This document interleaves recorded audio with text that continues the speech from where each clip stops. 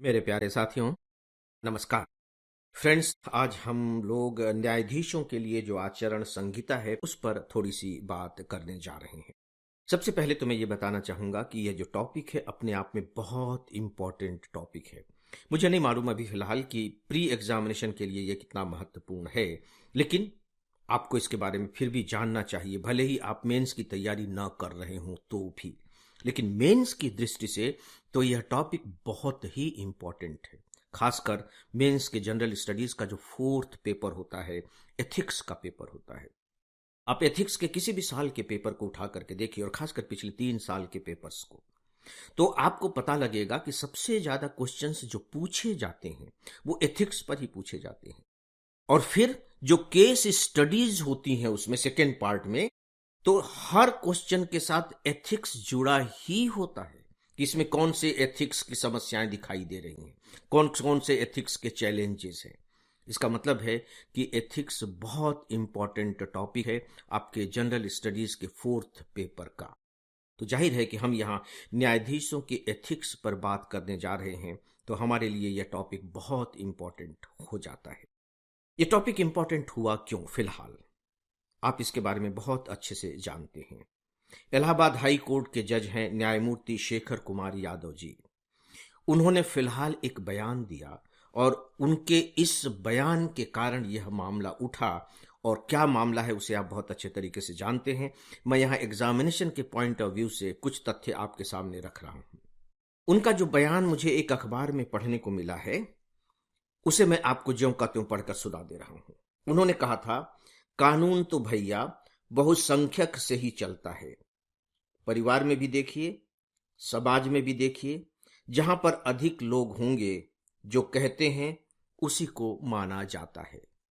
इसका मतलब यह हुआ कि उनका कहना यह था कि जो न्याय भी होगा वह बहुसंख्यक के हिसाब से होगा। यह अर्थ निकाला गया, क्योंकि उन्होंने कहा कि कानून तो भैया बहुसंख्यक से ही चलता है। ठीक है, उनके दिमाग में कहने का जो भी अर्थ रहा हो, लेकिन फिलहाल यह इसी तरह से हमारे सामने है। उन्होंने ये जो बात कही, यह विश्व हिंदू परिषद के एक कार्यक्रम में कही। विश्व हिंदू परिषद, इस संस्थान के बारे में आप जानते होंगे। यहां सवाल विश्व हिंदू परिषद का बिल्कुल भी नहीं है।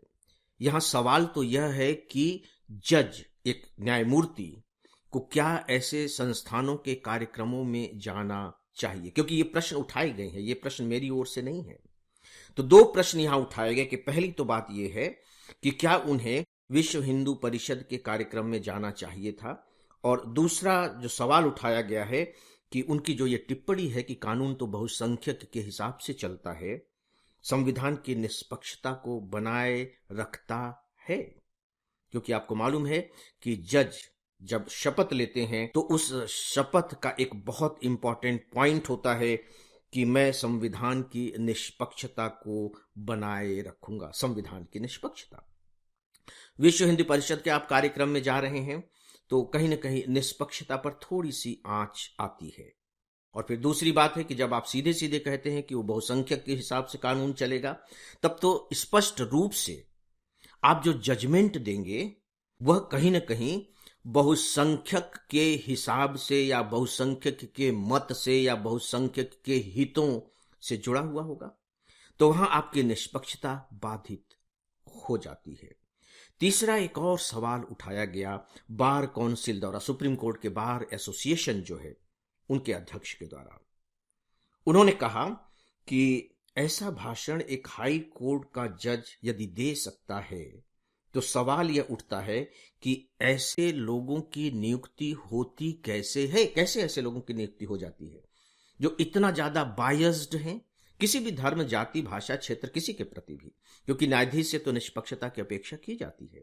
और फिर बकायदे सुप्रीम कोर्ट के बार एसोसिएशन ने उन पर महाभियोग चलाए जाने की मांग की। इस पर सुप्रीम कोर्ट ने संज्ञान लिया। सुप्रीम कोर्ट ने बकायदे जो हाई कोर्ट के चीफ जस्टिस हैं उनसे इसके बारे में रिपोर्ट मांगी। फिर न्यायमूर्ति शेखर यादव बकायदे सुप्रीम कोर्ट के सामने पेश हुए हैं। मामला फिलहाल चल रहा है। तो दोस्तों, आइए अब इसे थोड़ा सा अलग रूप में देखने की कोशिश करते हैं। देखिए, यहां दो तीन बहुत ही व्यावहारिक प्रश्न उठते हैं। एक तो मैंने अभी शपथ की बात आपसे कही कि जो शपथ निष्पक्षता की ली गई है, स्पष्ट रूप से इस तरह के वक्तव्यों से वह निष्पक्षता यहां कहीं न कहीं धूमिल होती हुई दिखाई दे रही है। राइट, यह बहुत साफ तौर पर दिखाई दे रहा है। जो दूसरी बात है वो यह है कि जो उन्होंने शपथ ली थी, निष्पक्षता की बात नहीं है, जो उन्होंने शपथ ली थी वो संविधान में निष्ठा की ली थी, न कि बहुसंख्यकों में निष्ठा की। ये तो बहुत स्पष्ट है कि संविधान के प्रति मैं निष्ठा रखूंगा। और हमारा संविधान क्या कहता है? हमारा संविधान ठीक है, नो डाउट कि हमारी जो सरकार बनती है वो बहुसंख्यक पार्टी के द्वारा ही सरकार का गठन किया जाता है, लेकिन संविधान में अनुच्छेद 25 से लेकर के 30 तक अल्पसंख्यकों के भी तो मौलिक अधिकार हैं, और अल्पसंख्यकों के अधिकारों की रक्षा हमारे प्रजातंत्र के मूल आधारों में से एक आधार है, बहुमत का शासन होने के बावजूद।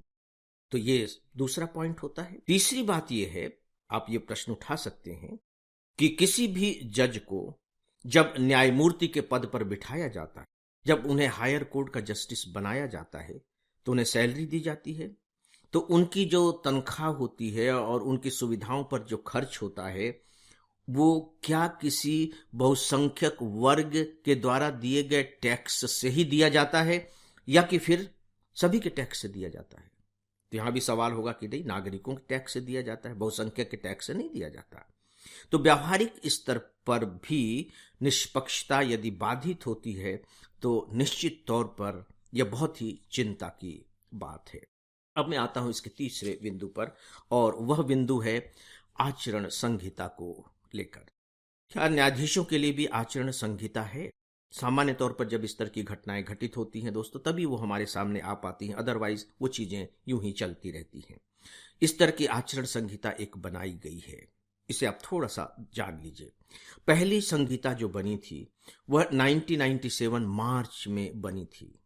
उसका जो पहला नियम था वह यह था कि जज का आचरण न्यायपालिका की निष्पक्षता में जन विश्वास को मजबूत करने वाला होना चाहिए।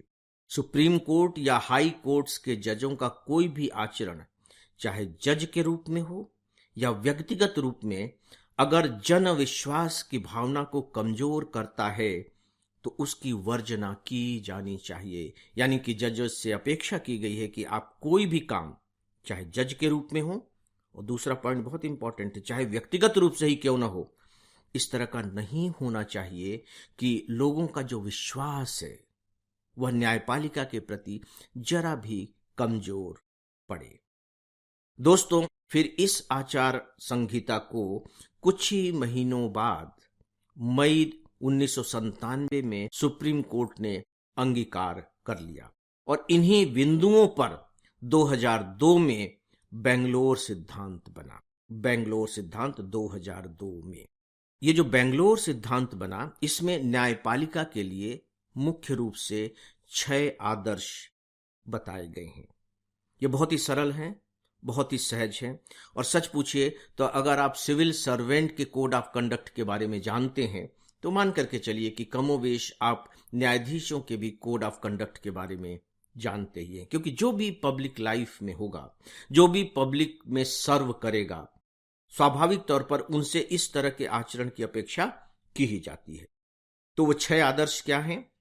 स्वतंत्रता, यानी कि जो न्यायाधीश है वो बिल्कुल स्वतंत्रता के साथ काम करेंगे, किसी के दबाव में आकर के कोई निर्णय नहीं देंगे। निष्पक्षता, वो बिल्कुल निष्पक्ष रहेंगे, उनके ऊपर भाषा, जाति, धर्म, इन सब का कोई प्रभाव नहीं पड़ना चाहिए। सत्यनिष्ठा, इंटीग्रिटी, यानी कि उनकी जो सत्यनिष्ठा है उन पर कोई डाउट नहीं किया जाना चाहिए कि नहीं, ये व्यक्ति इस तरीके का है। मर्यादा, अपनी डिग्निटी को बनाए रखना होगा उन्हें, तभी तो जन विश्वास उन पर टिक सकेगा। समता, सभी को समान दृष्टि से देखना है। और कर्मठता, यानी कि कर्मशील रहना है, क्योंकि उनके जजमेंट से दूसरों का जीवन जुड़ा हुआ है। तो कर्मठता यानी कि पूरी निष्ठा के साथ, कर्मठता के साथ काम करना है। मैं यहां रिपीट कर देता हूं 6 आदर्श को फिर से: स्वतंत्रता, निष्पक्षता, सत्यनिष्ठा, मर्यादा, समता और कर्मठता। तो दोस्तों, ये थे न्यायाधीशों के लिए बनाई गई आचरण संहिता। मैं इसके विस्तार में नहीं जा रहा हूं, क्योंकि मैं ये मान करके चल रहा हूं कि जो भी सिविल सर्विस एग्जामिनेशन की तैयारी कर रहे हैं, डेफिनेटली वो मेंस की भी तैयारी कर रहे होंगे, और उसमें आचरण संहिता को लेकर के बहुत विस्तार के साथ चैप्टर है। और मैंने अपने ऑनलाइन कोर्स के लेक्चर में तो बहुत ही विस्तार के साथ इसके बारे में चर्चा की है। तो दोस्तों, फिलहाल इस विषय के बारे में बस इतना ही, और इसी के साथ ही आज के इस डेली ऑडियो लेक्चर को अब यहीं समाप्त करता हूं। नमस्कार।